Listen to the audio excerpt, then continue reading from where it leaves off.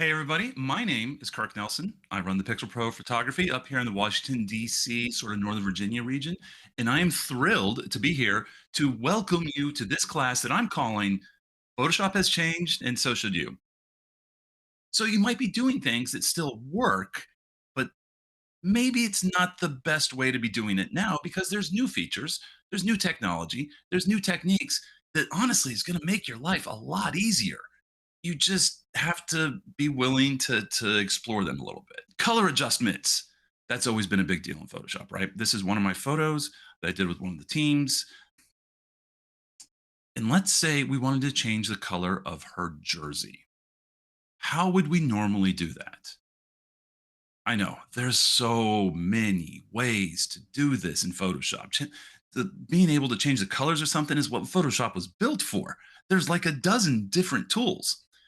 Traditionally, the tool that I use most, and if you've seen any of my teachings in the past, was just the hue saturation adjustment layer, which you can get to by my little context bar here. It's this little, what is this one called now? Like the New York cookie, I think they said, the black white cookie that I think they're referring to it like that. It's the adjustment thing. Honestly, all this does though is click us over to the adjustments panel because we were on properties and then adjustments. So honestly, this one doesn't necessarily help that much because I'm already going over here, right? It's already over here. Anyway, so generally it's the hue saturation adjustments. I'm going to ignore these little color discs for the moment because they they weren't normally there, 10 years ago, and I would just select like this, click and drag on screen adjustment thing and click in here to make a change. Let's say we wanted to make it like a magenta. Well, that does the saturation, but it clicked in with the blues. Let's adjust that hue. It's more, but it's also getting the ball in there too, and changing some of the other. So we could adjust the range on everything. This is probably feeling very familiar to how we used to do things. Because like even now, it'd be like, okay, so if we get the jersey exactly what we wanted, we'd still have to go in and deselect the ball and restrict that application of that adjustment to just her jersey. You just paint on the mask. It's not necessarily that big a deal, but it is an additional step that we don't necessarily have to do now. So I'm going to pull this out, just delete that adjustment layer that we had before. Pull this up. I know I'm moving this around a lot. What you guys can't see is that there's a little like Zoom app pop up that covers my contextual task bar. So that's kind of getting in the way a little, but it's fine. So I can move this around. This is all good. Here's what we're going to do. First of all, if we hit adjust colors here, what Photoshop gives us is a little sub-selection of what it deems to be the most prominent colors within this image. So that's a bunch of them there. And we know, like, okay, so it was the blues, right? That this looks like it. Yeah, it even says that blue. We click the blue, we can adjust that. You're like, that's the same issue you had doing it the old way. It's doing it the jersey and the ball. So this isn't any better. I okay. I hear you. I hear you. It's okay. As my kids would say, don't at me.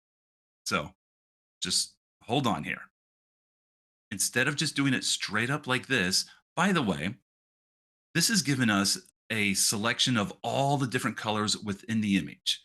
I wanted just the jersey. So let's take this back out and try something a little different. Let's use one of our new selection tools here, the object selection tool. It's thinking, it's thinking, it's thinking, it's thinking, it's thinking a bit, and now it's found some things. So we go into the select people, our little thumbnail here. Aha, it found her. So let's pick her. Look at this upper clothes. It immediately can make a selection of just her jersey. Could we have done that before?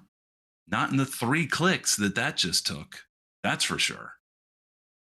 So now the issue would be now we don't have that little adjust color thing over here. Where did that go?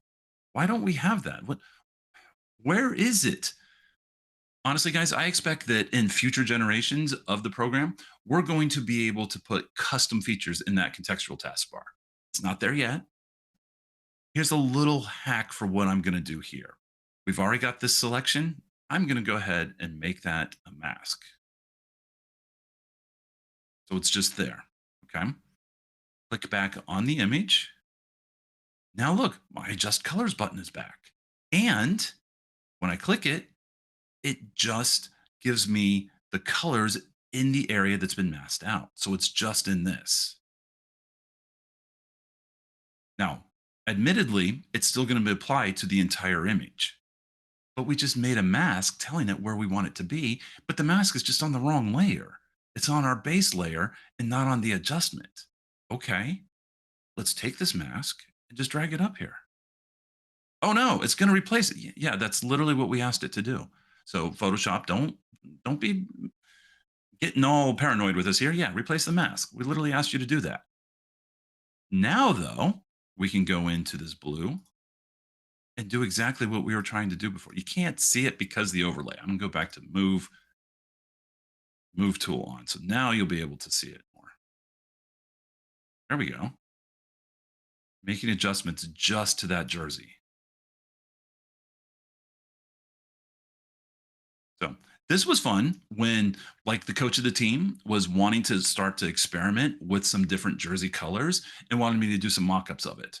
So this was an easy way to do that for them. And again, I know I walked through it a little bit slowly here, but you get into the rhythm of using these new tools, and this is really super fast. It is really, really easy to be able to use these little dots down here to isolate the colors and make adjustments that way.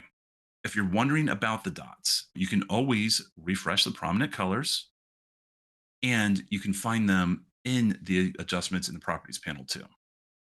So you have the prominent colors here. You can also use some of the presets to create things in here.